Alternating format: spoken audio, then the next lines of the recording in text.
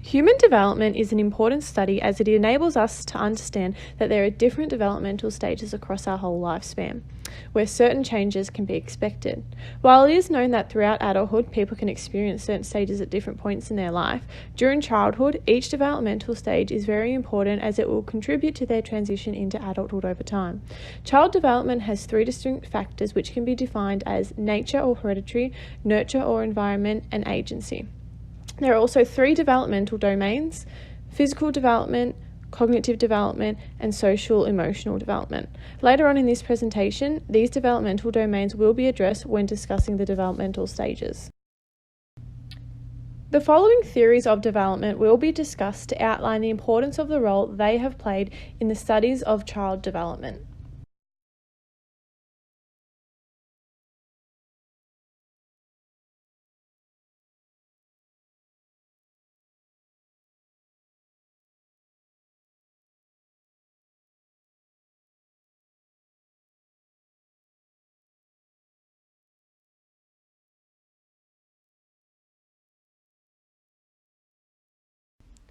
Piaget's theory of cognitive development focuses on how children acquire new knowledge and then use that knowledge. Piaget aimed to understand human intelligence when he started studying children's everyday behaviours and the effect these behaviours had on their thinking and reasoning. Piaget has 6 principles which underline his theory. Children are active and motivated learners. Children organise what they learned from their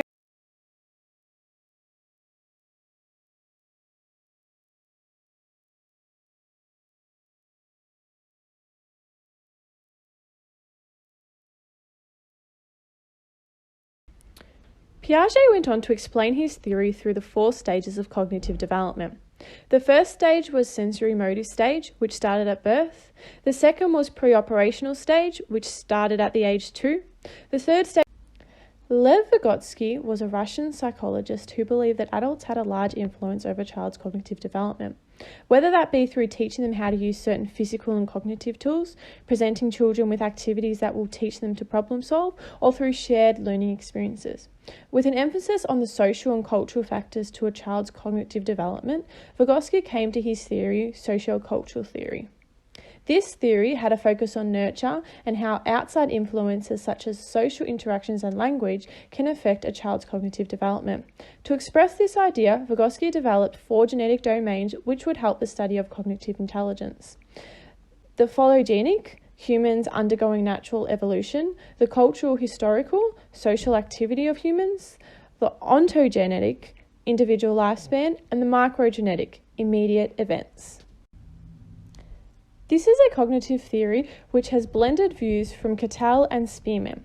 This theory explains cognitive development through 2 different components of general intelligence. First one being fluid intelligence, ability to acquire knowledge quickly and thereby adapt effectively to new situations. The second being crystallized intelligence, knowledge and skills accumulated from one's prior experience, schooling and culture. Cattell stated that biological factors largely affected one's fluid intelligence, while crystallized intelligence was a mix of both hereditary and environmental factors. Fluid intelligence would also decrease in adulthood, while crystallized intelligence would continue on throughout one's lifespan.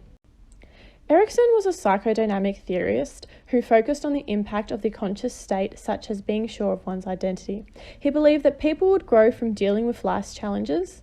Erikson explained his theory in the form of psychosocial stages. There are 8 stages which define age-related challenges and significant events one would have to overcome. The theory suggests that one must complete the first stage in order to move through to the next. Erikson's theory set a great basis on human development and addressed the importance of changes which can happen over a lifespan. However, there are several limitations to Erikson's theory. One of the major limitations is that each stage is not completely accurate to what happens at that age level. It is especially seen in children that not everyone will develop at the same age, and there are cases where children and adults will miss a stage but come back to it later on in life.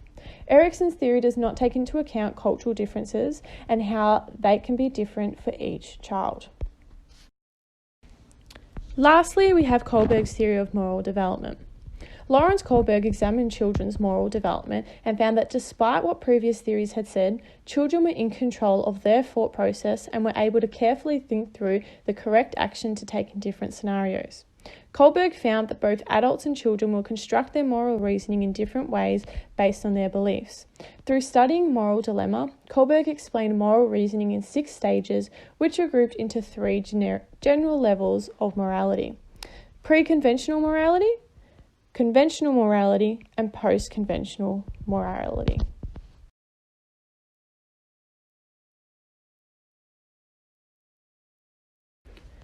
The first stage in the developmental stages is infancy, which is from birth to 2 years.